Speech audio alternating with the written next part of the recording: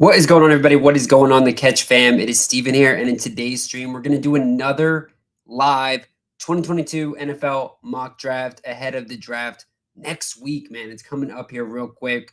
We are about to get a real final picture of the fantasy football landscape. Thankfully, for the Catch fam community, we've got a ton of guys that just keep going so late in all of our mock drafts we do on a weekly basis. And I'm telling you what, I think that these dudes are going to be going pretty early after we see some guys like Chris Olave, see some guys like Garrett Wilson. All these dudes go to some really good teams.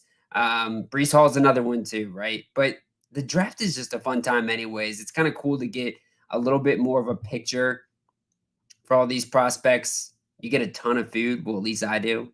I know in the draft day, I'm going to be eating a lot of grub.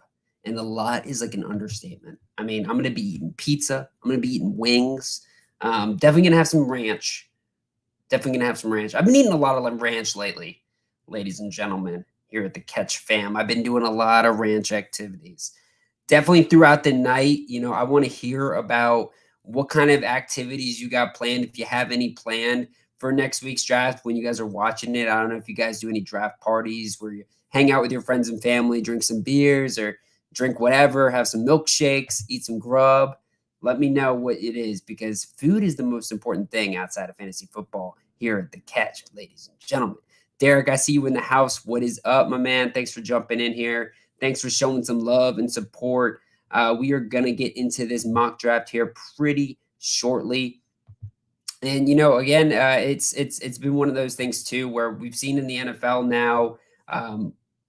There's been a little bit lack of news, I feel like, lately, and that's because all these teams are kind of ramping up on kind of figuring out what's going to happen on draft day. I will say, on draft day, we're going to see a ton of trades, right? So before we get into this, all these draft picks are set, right? But then come draft day, we're going to see early round shakeups, I'm sure, with trading. I wouldn't be surprised the Carolina Panthers traded out. I've heard some buzz about maybe the Pittsburgh Steelers jumping up and taking their pick, because the Panthers, they don't have a lot of picks right now.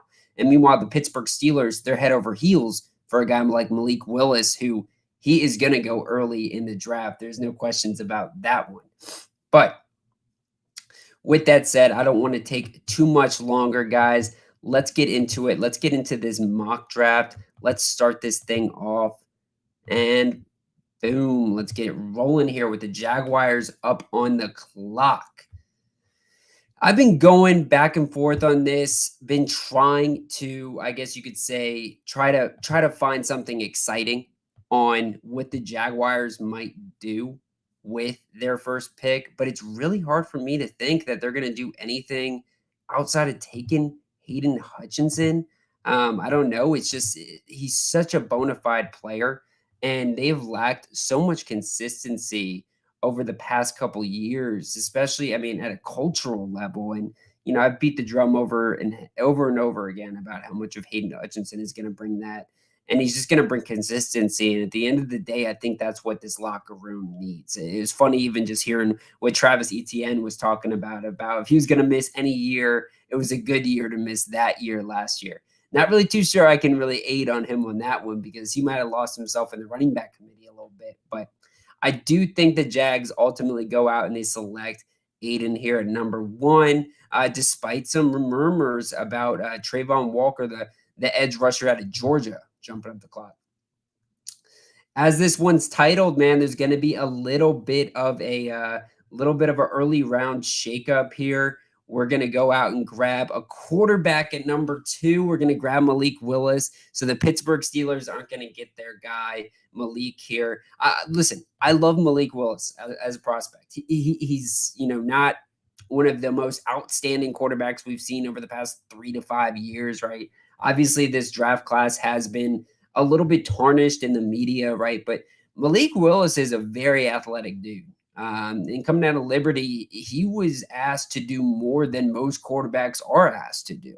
Playing for a smaller school with less talented players around him, he was having to raise the ceiling of everybody from day one. and putting him in a situation like Detroit, which is really a team that, yeah, they suck, right? But they are also in a situation where they're ascending, in my opinion, from a cultural level. They got the right coaches around.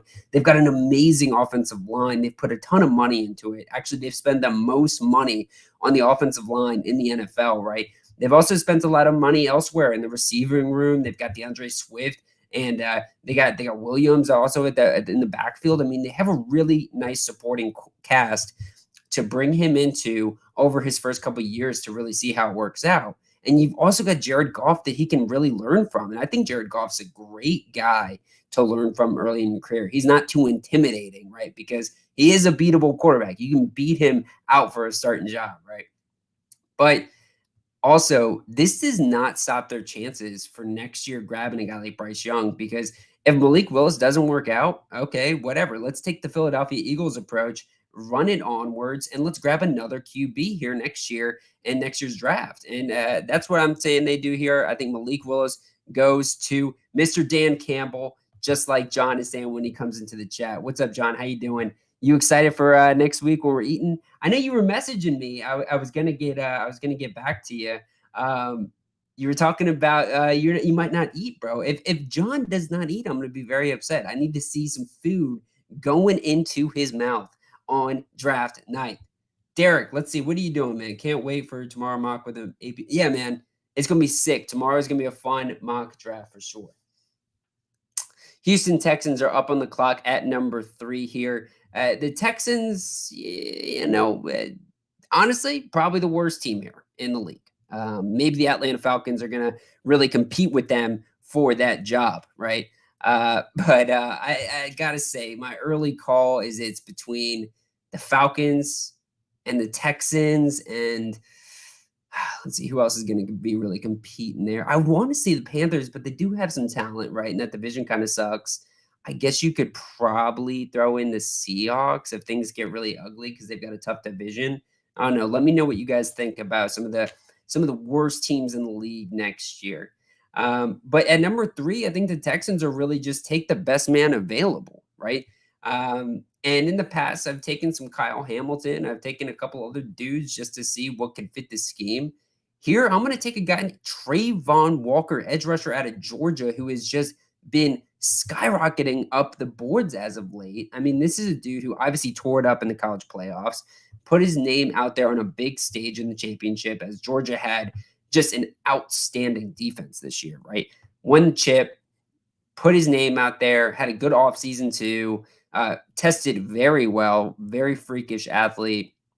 He's one of those guys where he's had good production, but very limited pass rushing snaps in comparison to a guy like Aiden Hutchinson, but his ceiling is super high. And he's going to be a freaky dude that can play all over the place. So I like Trayvon Walker right here at number 3 for the Houston Texans. And I almost said it. I almost said Kayvon Thibodeau there because that's what I've been taking recently as my number 2 edge rusher off the board. But I tell you what, when you look at trends, and that's so important prior to the draft, is it seems like Kayvon Thibodeau has been stagnant or diminished a little bit, as this draft season has gone about, whereas Trayvon Walker is like a straight arrow up, man. So I absolutely think that that's what we're going to see here is a little bit of a shakeup with the edge rush rankings.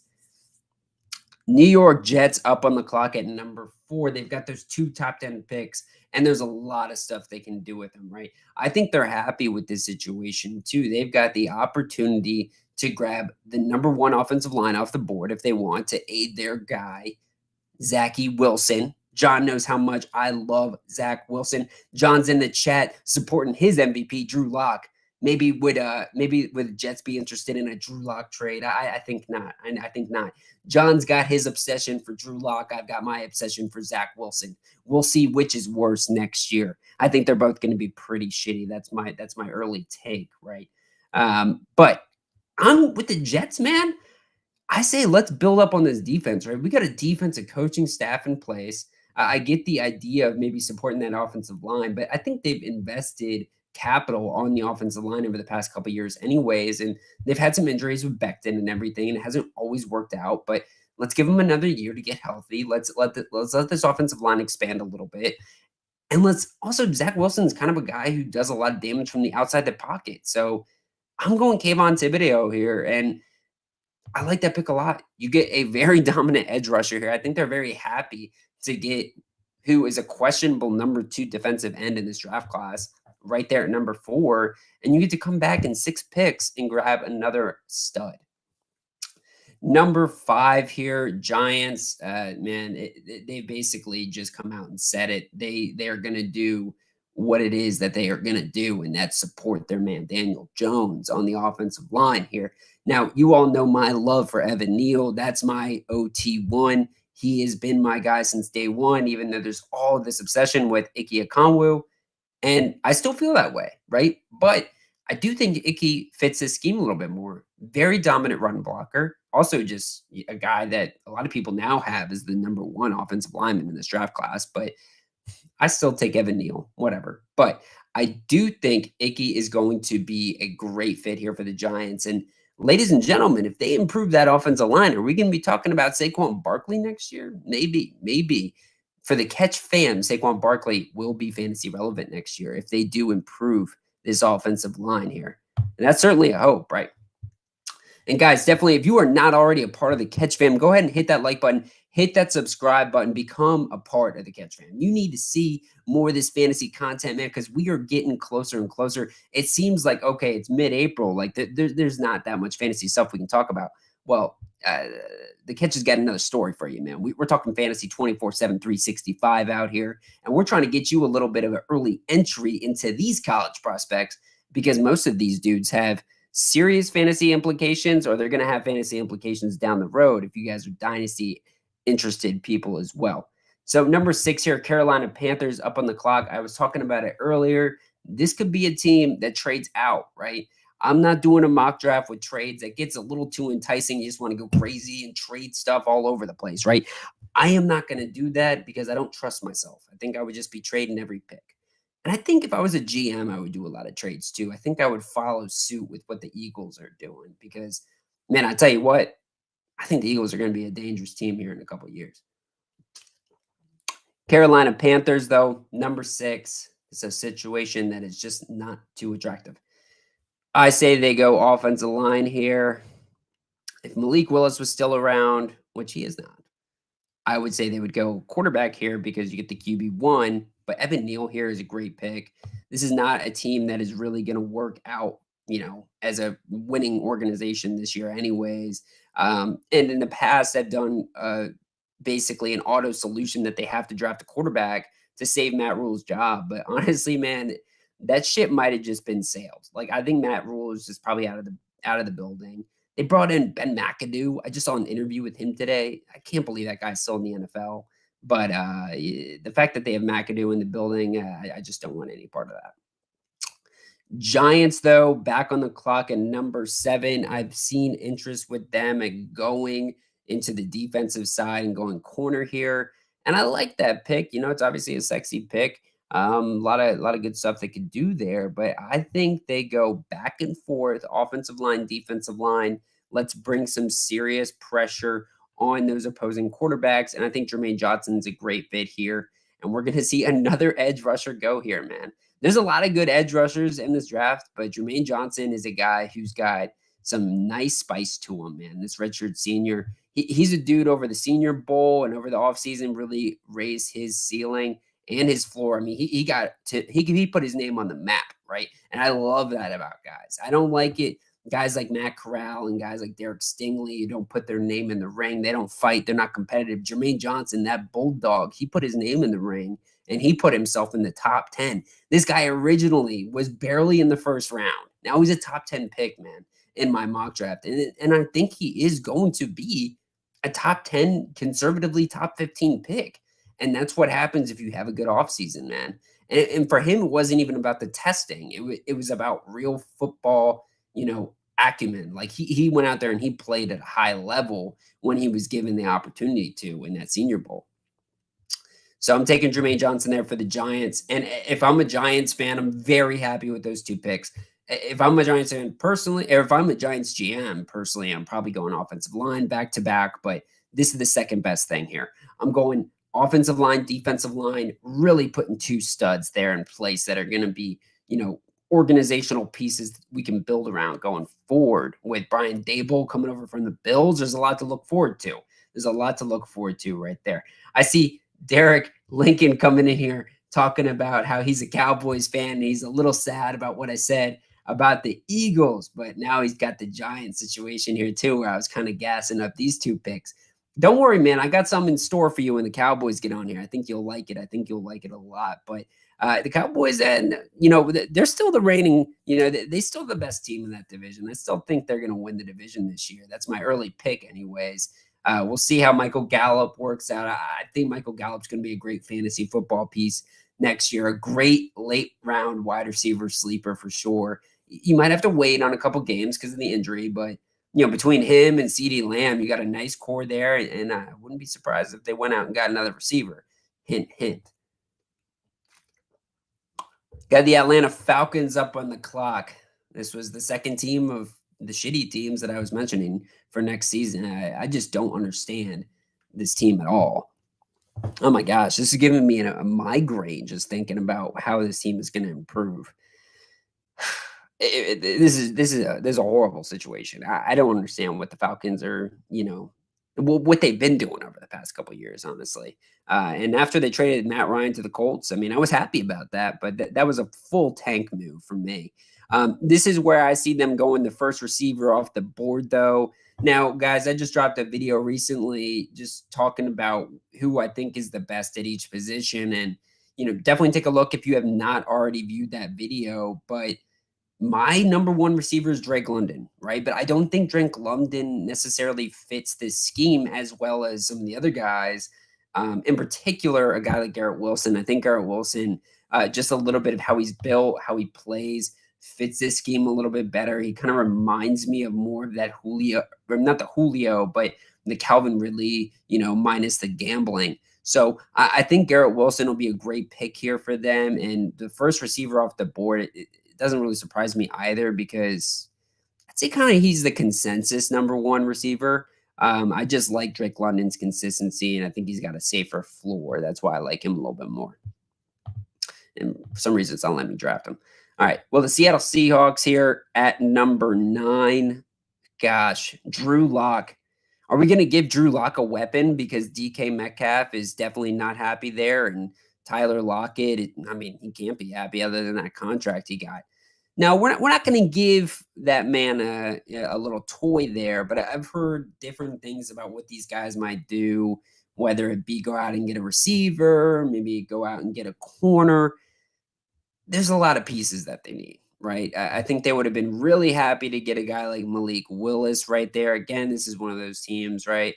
With the later draft capital that they do now have after the Russell Wilson trade, the guy that I think they're going to go after is Desmond Ridder, or I guess you could say if a Sam Howell. One of these two guys here, I think, would make a lot of sense for Seattle in the second round. If they fell back, or if they fell back towards the back half of the first, and maybe you can grab them there. I think that's where it makes sense for Seattle. You get a top 10 pick, you got to grab a top 10 player that can compete day one, right? And so with that said, I think Charles Cross, an offensive lineman here, would be really good for them. An obvious need here. And Charles Cross is a very, very good offensive tackle with a lot of snap counts under his belt at Mississippi State. And he played really well. He was a really good offensive lineman, really good footwork, good pass protector. I think he's going to be really, really solid in the NFL. There's been some talking down on him just because of the scheme he played, but I'm very high on him. I think he's going to be a good pick here. See, Derek says, we need a wide receiver bad after we traded Cooper. Man, how do you feel about that, Derek? How do you feel about Amari Cooper being traded out? Do you feel hurt about that? Or are you kind of like, man, this guy was always hurt, like always injured, and just might as well get something for him while you can? I personally think you could have gotten more from Amari Cooper in that trade. I thought the Browns kind of got him for free almost, right? But I do think that it was a good decision to move on from Amari Cooper. It cost you guys a shit ton of money. And he was never on the field. Never on the field. I probably am more perplexed about Amari Cooper as a receiver in fantasy football than any other guy because I so want him now. I so want him with Deshaun Watson and the Cleveland Browns, but I just don't know if I can do it. Yeah, baby. Texas Ninja, man. Texans are coming up. And I will show you, just because you're jumping on in here, what they did with number 3. I think you'll be happy about it. Trayvon Walker, the edge, is what they did with number 3. So they'll have another good pick, I'm sure, here at number 13 as well. But let me know what you think about their first pick with Trayvon Walker there. Number 10, though, the Jets. I like this spot here a lot for them to take the number 1 corner off the board. One of my favorite guys to watch in this draft class, Ahmad Sauce Gardner, baby. I love some Sauce. I love some Ahmad Gardner. I love them both. Let's put them together, and that's why his nickname makes him even more enticing of a prospect. Ahmad Gardner does everything you want as a corner. His long body, his long arms, his ability, his speed, and his ability to just stick to any receiver like glue. I mean, this is exactly what you need out of a primary 1A corner. And we've seen it with Jalen Ramsey. We've seen it with Patrick Surtain. A big-time corner can make a big-time difference for your defense here. And if I'm the Jets and I grab Kayvon Thibodeau and Ahmad Gardner with my first 2 picks in the top 10, and then I've got a lot of draft capital in the second round as well, man, I got to be really excited about the future. And that is another reason why I'm a little bit interested in what the Jets are going to be doing over the next year or two. Number 11, the Washington Commanders. You know, at first it was like I kept wanting to say the Redskins, and now I'm just so stuck saying the Washington football team. It's so hard to say the Commanders. And now Dan Snyder is going to probably get fired or arrested or whatever. And who knows if they change the team again, right? We'll see what they do there. But I got to say, terrible name, the Commanders. I'm not happy with that as a Washington local. But Commanders on the board. Defense is a hot mess. It's going to be enticing to go with a corner here. I'm not a huge fan of Derek Stingley, but I think he's a good pick to develop for them. And Andrew Booth Jr., a little bit more of a solid, stable guy. And then my brother, right? Trent McDuffie, my guy right here. I love Trent McDuffie, man. He's my guy. If I were to take a corner, this would be my dude. He's my 1B in terms of the corners in this draft right here. But I'm not doing that. I'm going receiver with my favorite receiver in the draft class, Drake London here. You've already got the negotiations and the talks of, Terry McLaurin with he is not happy. I think he's going to sit out now until he gets his contract figured out.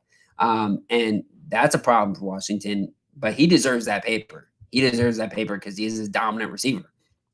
But I think it would really behoove the Commanders to, give Carson Wentz a guy like a Drake London to open up Terry McLaurin and to also put a little bit of pressure on Terry McLaurin because we're going to say, all right, we're going to bring in another receiver who is a really big body frame and a guy that can make an impact day one. And, Carson Wentz had a lot of success with Michael Pittman in Indianapolis, and Drake London and Michael Pittman, I've got them as very similar type of players.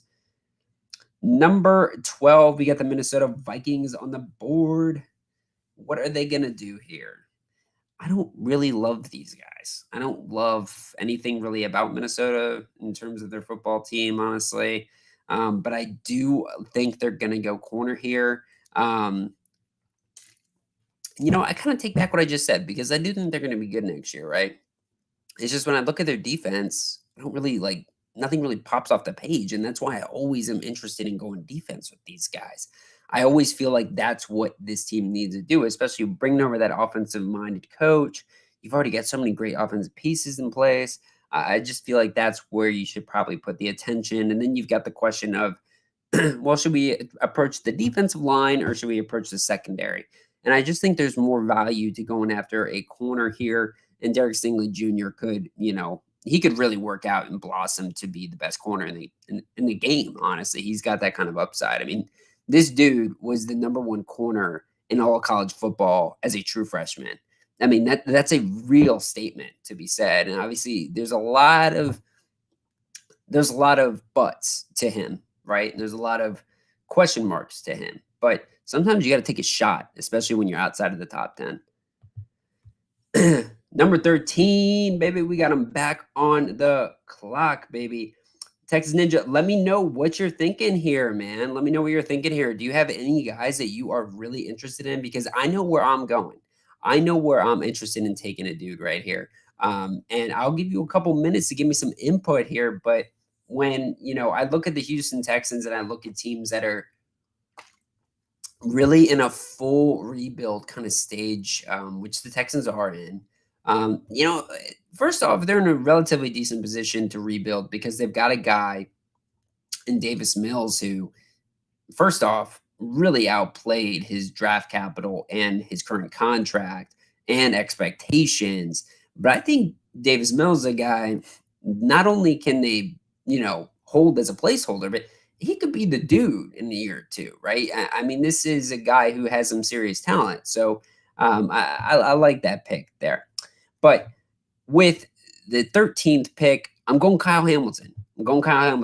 A dude who really slid down the board here because this is a guy who a lot of people think had a chance to go number one to the Jacksonville Jaguars. Now, there is also a world where he is now going to be the second or third safety off the board just because of his really bad testing. I mean, this guy, I think, ran a 4.5 and a 4.7 at his 40s and then really just did not look as explosive and as fast as he does on tape, right? But if you're the Houston Texans, first off, with the New England Patriot background that front office has, the safety position is extremely important, right? But then you lost Justin Reed, who went over to the Chiefs, and Kyle Hamilton is by far the best playmaker on the board right now. And in my opinion, I mean, this guy's amazing. This guy's outstanding. And you don't value a football player as a track runner. And Kyle Hamilton is a guy who is a football player, man. Sean Taylor type of dude. This guy can make a massive difference day one. And the fact that you could get Trayvon Walker and Kyle Hamilton, man, as a Texans fan, let's get it going, baby. That's a great way to build up on this defense. And it kind of scares me because I'm a Colts fan and I don't want to see Trayvon Walker and Kyle Hamilton twice a year. I just don't want to do it. Baltimore Ravens up on the clock, man. They've got some needs. But they do have Lamar Jackson at least one more year, right? So for fantasy, let's build up that offensive line, maybe. Let's go defensive line, maybe. They've got a lot of needs, right? Um, you would love to get a really high profile receiver that can make some noise for them, just to have Lamar Jackson have a couple more options. Obviously, J.K. Dobbins is injured, and they're exploring other running back options, but too early to grab running back here. Um, it's always interesting. I always have a hard time with the Baltimore Ravens, but I do like George Karlaftis and Boye Mafe a lot right here. I wish David Ajabo wasn't hurt because David Ajabo would be just tremendous there. You look at the interior defensive line here. I think Jordan Davis is a very, very enticing pick here as well. Because with the loss of Calais Campbell here, I think this guy plugs in and is by far the most dominant interior defensive lineman in this draft class, and is a dude who is just going to just stuff the run. And honestly, I think I just sold myself right there because I think Jordan Davis is a real big need for them. When you're losing a big presence in the middle, you need to fill it. And Jordan Davis is a massive presence in the middle at 6'6", 340. And he runs what did he run? A 4.7 or 4.8, 40? I mean, this guy's a freak athlete, an absolutely explosive pass rusher and run stopper. So, yeah, man, I sold myself. Jordan Davis to the Baltimore Ravens. Great pick there. I'm really hype about that. Spencer jumping in the chat. What's up, baby? How you doing, my guy? How are you doing? What are you thinking about the Bucks right now, man? I'm kind of holding my excitement back about the NBA playoffs starting off, man. The NBA playoffs are always really fun for me. It's finally when I get kind of juiced up about the NBA because all their issues, right? They need to really figure out condensing the season, right? But man, the Bucks, they're my pick for the championship. I've kind of said it all year. But man, Giannis, he's a freak. He's an absolute freak. I'm really excited about this Brooklyn Nets Boston Celtics series, man. Let me know, Spence. I know you're a basketball fan too, so let me know what your thoughts are. And I know you're a Wisconsin man too. Oh, you put 100 on the Bucks to win the finals at 500, man. Okay, so I know how you feel. I know how you feel. Pretty excited about the chances there. Those Warriors, though, the Warriors look a little scary. Warriors are looking a little scary. John, have you done any research yet into the NBA? I know you said you were going to do that. Who's your pick, man? Who's your pick? I'm juiced up to see John's pick for the NBA World Champion, man. That's what I'm excited about. All right. Philadelphia Eagles up on the clock. They've got a lot of needs, but they also got a lot of draft capital. And they got those 2 picks now after they traded the third. It would have been fun to play around with 3 picks here, but I still think they got a lot to work with here. Cornerback, obviously an interesting piece right here. I like Trent McDuffie a lot, Andrew Booth Jr. as well. It would be nice if they went out and grabbed receiver and corner. Man, I need to look at this receiver board right now. Jameson Williams would be nice, but I don't think he fits the profile for the fact that they're going to have to wait on him right now. Corner makes a lot of sense, but I think they're going to be more concerned about receiver going here pretty soon. So, what are we going to do? What are we going to do? Let's see. Check the edge out too. George Karlaftis. I made a pick with George Karlaftis recently, and we had somebody come in there and comment. Why choose a guy who can't pass rush for the Eagles? George Karlaftis has he's got some production in the pass rush game. He's not as explosive, not as sexy as even a Boye Mafe. Definitely not a Trayvon Walker, Kayvon Thibodeau, or anything like that. But George Karlaftis is probably the best bull rushing prospect in this draft, and maybe of the past couple of years. I mean, he's definitely got some pass rush skills to him. But obviously not as sexy because he's not that sleeky, low bend pass rusher off the edge that's making all those sacks. But I'm talking myself dry right now. I think the Philadelphia Eagles, they'd be very enticed by Chris Olave here, but ultimately don't go with him because they got a very similar type of receiver in Devontae Smith there. I see them very similar as prospects. So I think Treylon Burks, who has slid over the offseason just because of poor testing, but this dude at one point in time was the number 1 receiver on people's boards. He's a little bit of a bigger body frame, a little bit more of a dynamic receiver who can do more with the ball in different opportunities. I mean, he can do the screen game, reverse game. He can go deep too, just like an A.J. Brown, but he can do a lot of stuff out of the backfield like a Nebo Samuel. So I like how the Eagles try to use everybody to run the ball, and I think he makes a lot more sense here fit-wise. Number 16, we got the New Orleans Saints here on the board. They trade up, right? You trade up, I think you're going quarterback. That's always my thought. And there's no way they trade up thinking that they're going to get a guy like Malik Willis because there's a strong chance he was going to be gone already. I would want them to go Kenny Pickett here if they traded up for a quarterback. I would want them to do that. I got to imagine they went court. It's a good question. And guys, let me know what your thoughts are. Do you think the Saints traded up for a quarterback? That's just my gut take. They do need a lot of things: receiver, offensive line. They need the whole mess, right? With my last mock draft I did do a quarterback here. And I'm going to do it again. I'm going to take Kenny Pickett here for the New Orleans Saints to be the quarterback of the future. And I think being in that dome is going to be really good for a guy like Kenny Pickett with the quarterback issues or small hand size issues, under 9-inch hands, which can be a problem, especially in bad weather, even though he played pretty well at Pittsburgh and they don't have the best weather out there. But, people have expressed their concerns about that for sure. We got the Chargers on the board here at number 17, and I'm taking my guy Chris Olave to line up with Justin Herbert, man. Just imagine this team next year, which is my Super Bowl pick team. I got to keep saying it so everybody knows I got it on record. Chris Olave, Mike Williams, Keenan Allen. Oh my gosh, this is going to be an explosive offense, and that doesn't even express the defense. All those weapons on the defense too, man. Take Chris Olave.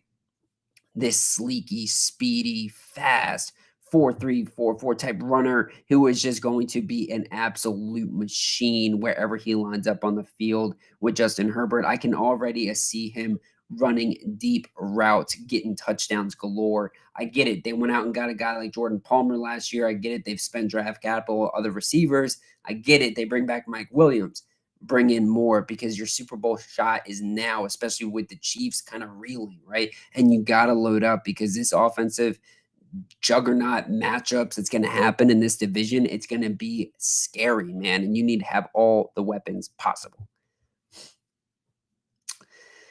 Ooh, what's up, man? We got to jump in the building real quick with the chat, right? We got Jerry in the house. What's going on, Jerry? How are you doing, my guy? Let's get it going, man. Jerry, what's up, man? How you doing?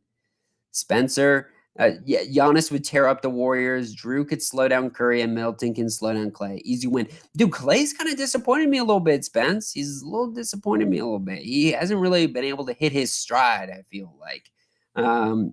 But yeah, I will say Drew Holiday is going to be really good on Steph. They're going to be an interesting matchup if they do end up playing. There's a damn woodpecker living outside my house. Wow, that sounds brutal. I've had a lot of annoying things, but woodpeckers, man, that's a nightmare situation. You need to figure out how you can get rid of that. Every 10 seconds. That's a it's kind of just playing in my head right now. So Pickett's good on the Saints. No, Olave to the Packers. Yeah, I think that too. I mean, I know you would have loved to have Chris Olave with the Green Bay Packers, especially because they basically come out and said that they want a speed guy, but I just don't see Chris Olave falling. I don't see him falling all the way to pick 22. I will say this though, with what the Packers have right now at 22 and 28, as well as the Chiefs at 29 and 30, those guys both need a receiver really bad, and I would not be surprised if they just bundle up their picks or, bundle up a first rounder and a late second rounder or something and trade up because these picks, 22 and 28 and 29 and 30, they're just not that hype in terms of getting a star receiver. Jerry saying I jinxed the Charger season. I might have. I might have. Last year, who did I pick? John, correct me if I'm wrong.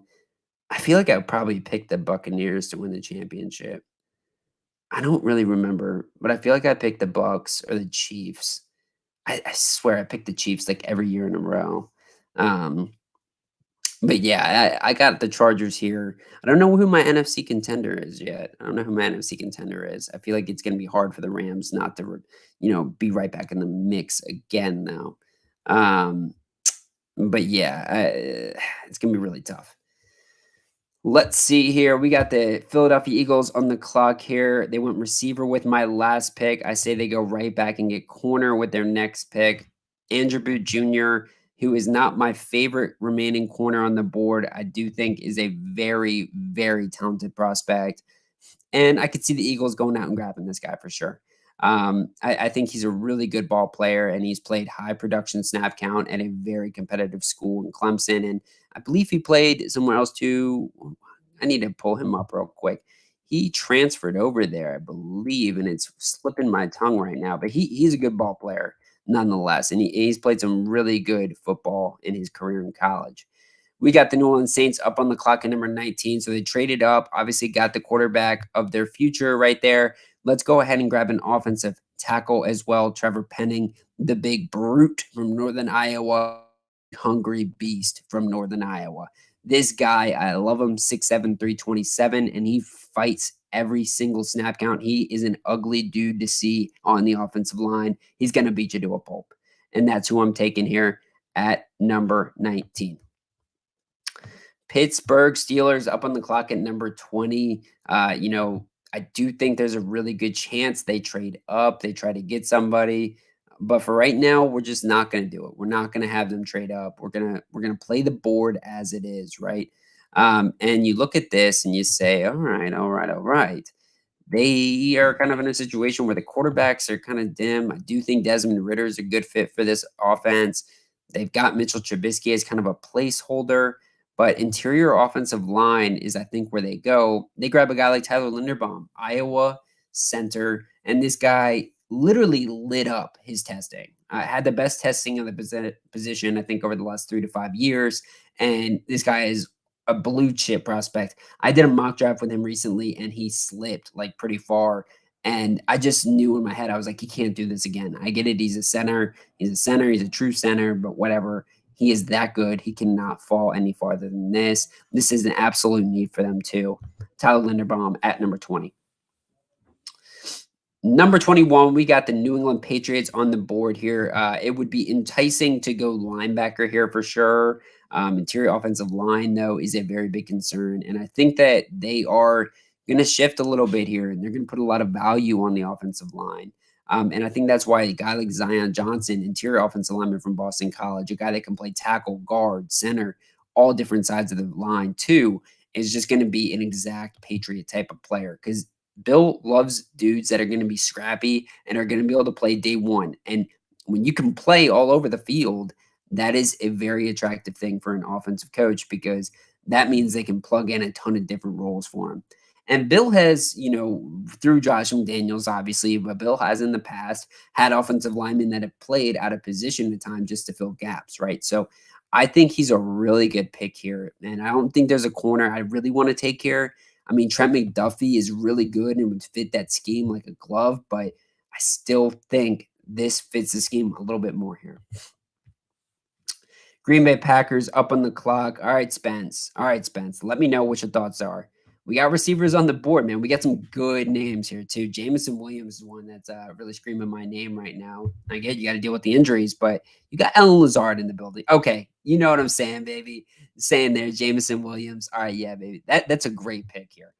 Jameson Williams is the best receiver in the class, in my opinion, taking away injuries. I think Jameson Williams is an absolute stud. This guy had like close to 17. Let's pull it up real quick to get the stats if this shows it for me. But he had like close to 1,800 receiving yards. The dude absolutely lit it up, man. He absolutely killed it. He's a guy who can get deep with the best of them. Okay, it doesn't show me the stats. That's kind of annoying.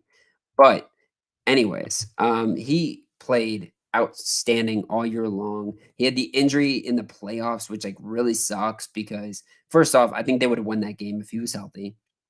Second off, I think the fact that this guy was that good throughout the regular season and played at that high level at Alabama, there would have been no question that he would have been potentially a top 5 pick. He was that good. He was that good. Yeah, I think the Kansas City Chiefs would have loved to have him here. And I think pairing him up with Aaron Rodgers in the future, if Jameson Williams goes to the Green Bay Packers, I'm drafting him pretty high, probably higher than I should draft him because I believe in him that much. I think he'd be that good of a player. Spencer says, without a doubt, imagine if he didn't transfer from Ohio State, Olave, Wilson, and Williams on one team. Yeah, and it kind of makes you ask like, the question of like, why did he transfer, right? And in my opinion, I think he's better than the other two guys. I think Chris Olave was like pretty established with that receiving core and pretty established on that team for a long time. And so he was kind of the guy I feel like there. And then Garrett Wilson jumped up and just kind of really kind of submitted himself over the last year or so. But I just don't think Javonte Williams really fit the offense. I don't think he really fit the team. And then he went to Alabama and just freaking lit it up, dude. But yeah, that's a good point, Spence. I mean, not even that many people know that he actually did play for Ohio State. He was an Ohio State Buckeye first. Man, I just had a major voice crack there. Choking on water over here. Spence got me choking up.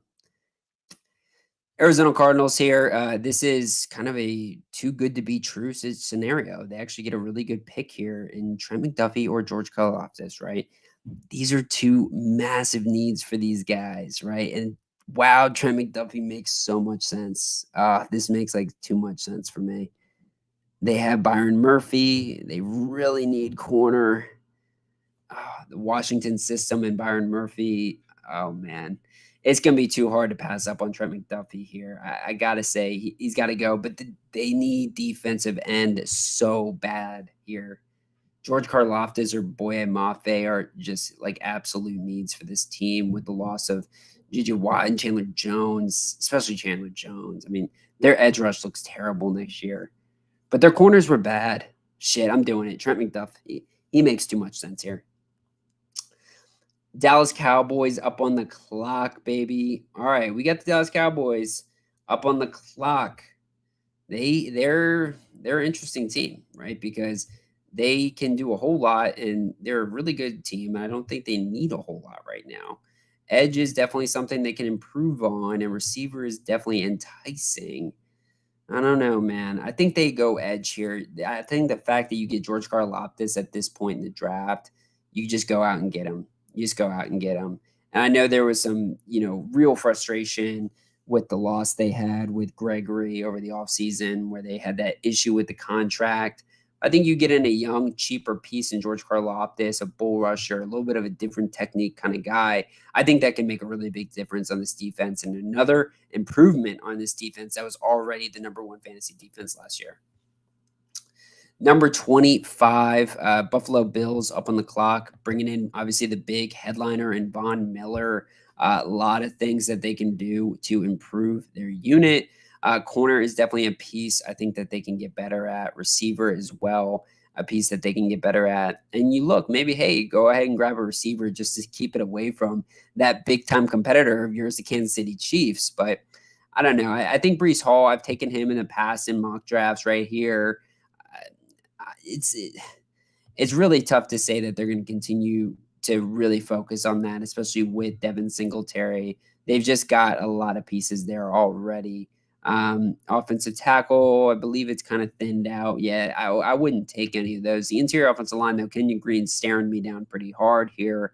Um, I think corner does make a lot of sense here, and I like Kyler Gordon a lot from Washington.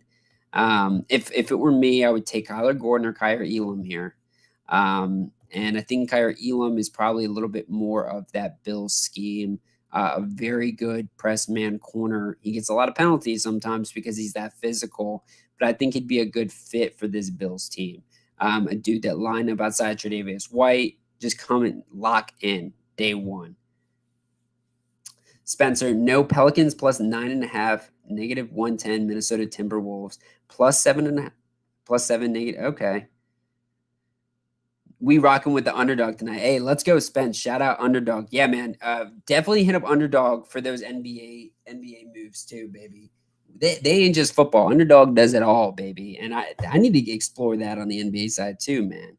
I tell you what though, the NBA is gonna be popping right now, and the Pelicans surprising some people too, man. Coming out there beating the Clippers after Paul George hits the COVID list, right?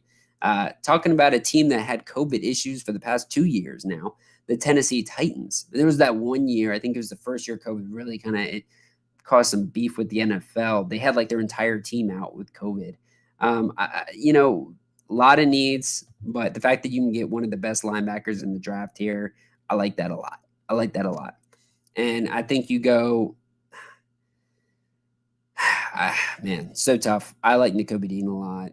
And I know people are kind of partial to Devin Lloyd. I'm going to go Nakobe Dean. I'm going with my gut. I think they go out and get a guy like Nakobe Dean, SEC truther, who has just been absolutely dominant at Alabama throughout his career, at Georgia throughout his career, and is just going to be an absolute beast. Tampa Bay Buccaneers up on the clock. Interior offensive line is still a concern with the pieces they lost over the offseason.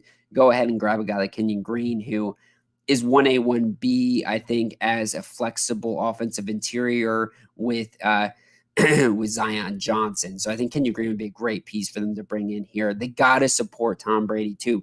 You guys know I dropped my quarterback rankings along with when I was ranking the guys, and I said Tom Brady was a top 5 fantasy quarterback next year, and they're going to do that with supporting him on the offensive line. I cannot wait to ride that till the very end.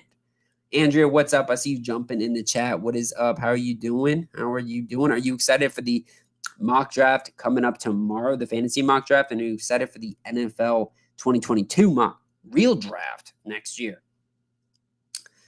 Spencer, how is wide receiver the top need for the Titans? They have A.J. Brown and Bobby Trees. I would say that maybe it kind of stirred up Spencer because of the fact that there's now this issue with A.J. Brown sitting out too. There's a lot of receivers that are like sitting out and asking for paper. And A.J. Brown is a guy that I actually think is going to get paid, but it's going to be hard to pay him because he's never healthy. But with the limited production we saw last year with him on the field, I mean, imagine that 49ers game where he just went absolutely crazy, right?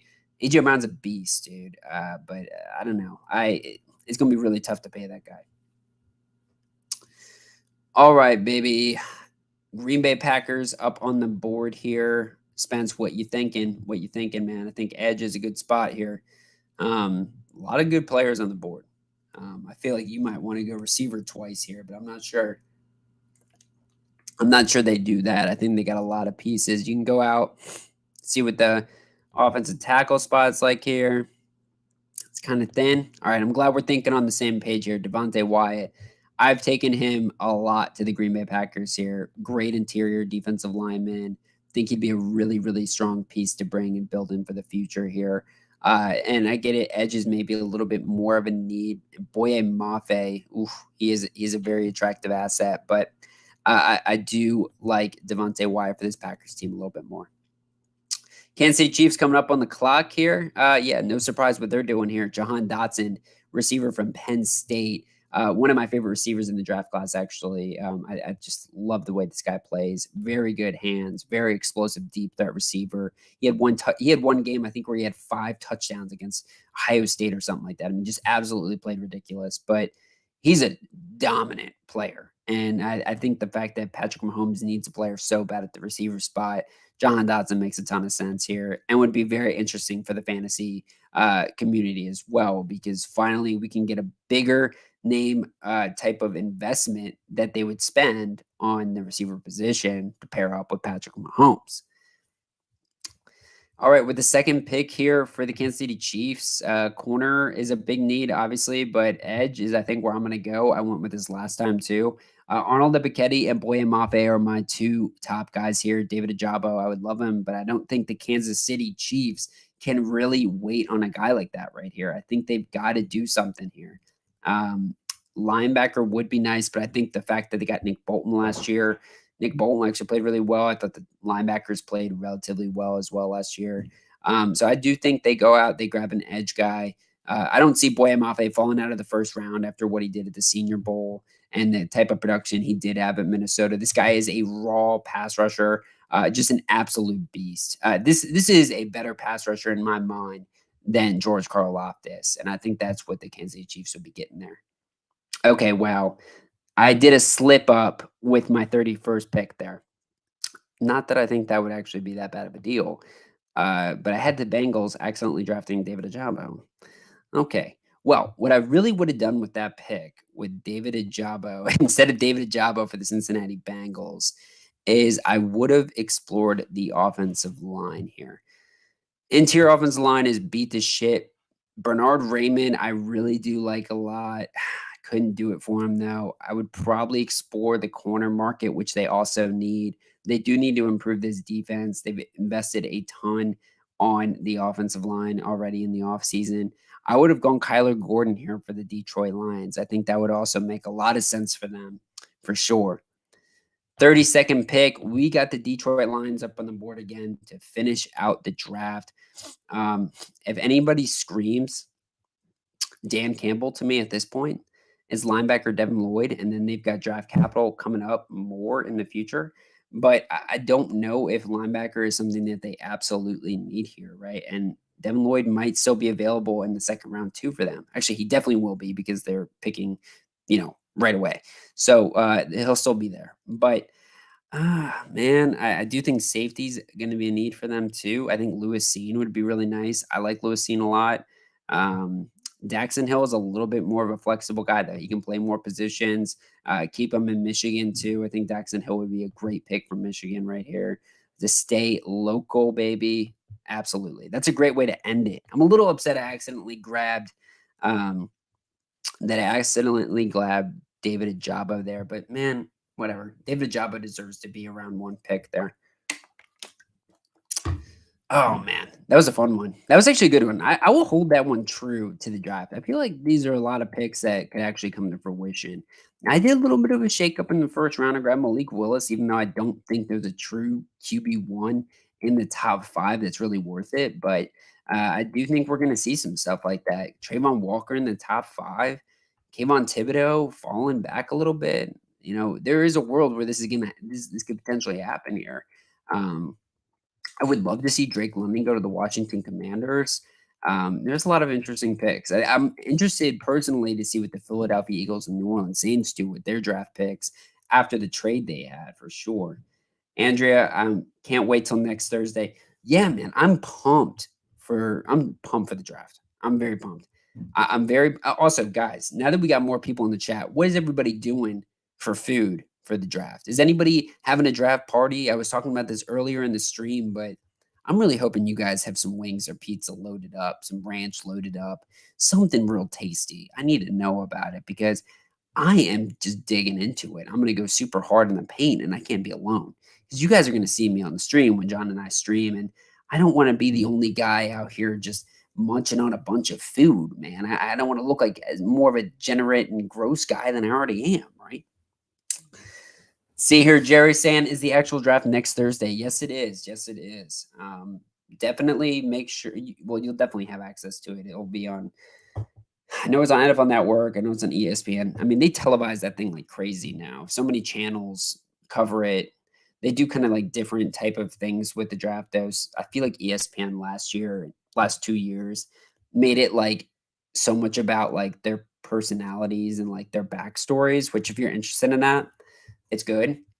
Sometimes it's a little too emotional. Like everybody's got like some serious like thing that they went through, and it's like, okay, I don't really need to hear about this right now. But some people like that. Some people like that.